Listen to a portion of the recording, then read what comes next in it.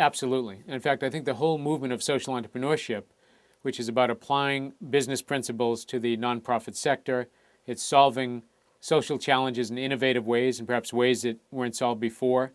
It's about what we call a tripartite partnership between the nonprofit sector, the private sector, and the public sector, which is a new way, it's a new social contract in terms of how we're going to solve social challenges in this country.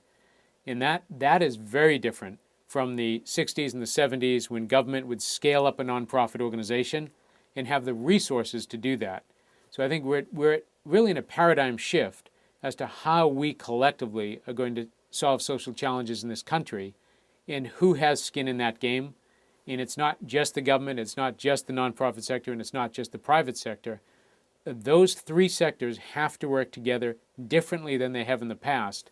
And I think many of the social entrepreneurs that I know and respect think about solving challenges in ways that really reflect that need to partner with those three legs of that stool.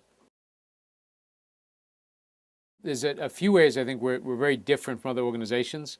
The first of which is we focus incessantly on what I call ABC, attitude, behavior, and communication skills. In that we know that employers, that you hire for skills and you fire for behavior, right? When you think about how the labor force works. So we spend at least half of our time focused very, very clearly on making sure our young adults have the attitudinal, behavioral, and communication skills they need to be professionals in the knowledge-based economy. Many training programs and often schools focus on just a skill or a kind of work competency. That's only half the equation.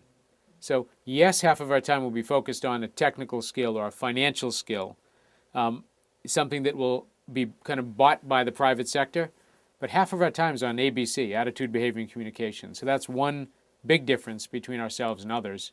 A second difference is we are so driven by the needs of our corporate and organizational partners, where, and if you think about our economic model, we receive contributions from those organizations.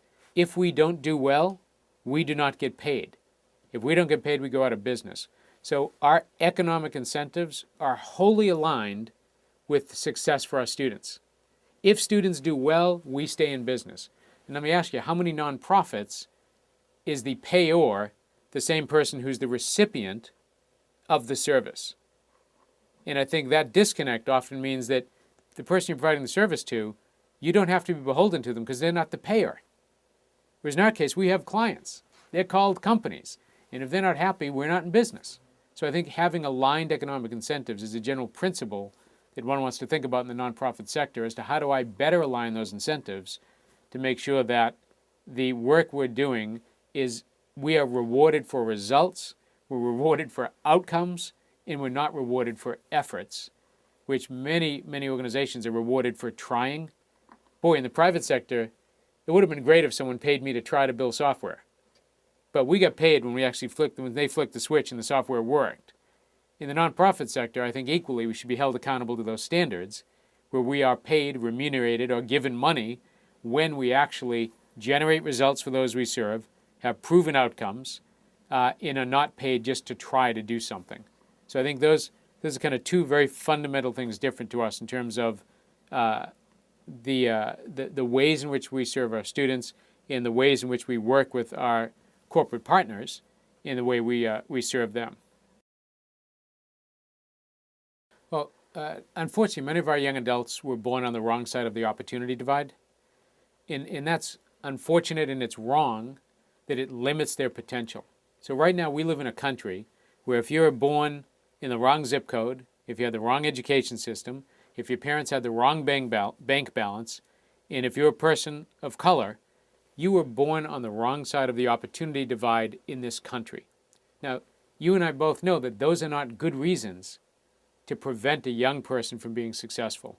But I can absolutely guarantee you, having worked in this for a decade and worked with several thousand young people, is given the appropriate opportunity, setting very challenging standards, and then supporting people to achieve those standards, that the young adults we serve can literally achieve anything they set their minds to. And I've seen that time and time again. So the barriers are is much about context as they are about anything inherently wrong or challenging in the individual themselves.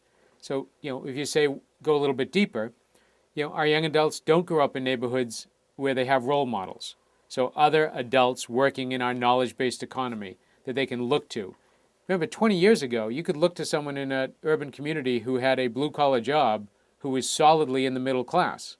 The number of those jobs has dwindled, as we all know, as our manufacturing sector has shrunk. So that, do I have the role models of the technician, the technical administrator? Do I have the role models of someone working in a professional services firm or professional firm? So you have a lack of role models. You have, unfortunately, a K-12 educational system where the requirements to graduate are not the requirements to be college and career ready. So if you want young adults who are college and career ready, our K-12 system right now does not have that as its standard. So often our young adults are going to public schools whereby even when they graduate, they're not prepared to go to college or to earn more than minimum wage. So I think that's one challenge as well. And I think the third, if you think of why is this happening, is our businesses today don't look at the young adults that we serve, who tend to be low income, 18 to 24, 98% of color. They're not looking at those young adults as talent. So when you think about who's talented in this country and where talent resides in this country, many of our businesses are not looking right within their own communities to those young adults as a source of talent. In fact, on the reverse, many of those organizations and our individuals may see our young adults as deficits, as liabilities, rather than assets. So you also have some perception changes that really need to go on to enable those young adults to realize the God-given potential that they have.